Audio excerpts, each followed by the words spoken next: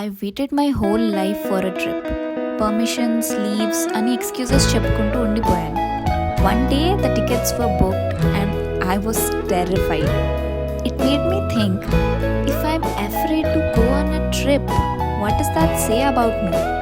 And the culprit here is the fear of the unknown. ఎందుకంటే నేను ఎప్పుడూ చెయ్యని పని అది. I was thinking about all the things that could go wrong. ఒక కొత్త పని చేసేటప్పుడు ఆర్ ఒక కొత్త ప్లేస్కి వెళ్ళినప్పుడు there is a fear of change. And the trip made me realise change is in the enemy, it's the comfort zone. అన్నీ మనం అనుకున్నట్టు మన కంట్రోల్లో అవుతే వి ఫీల్ సేఫ్.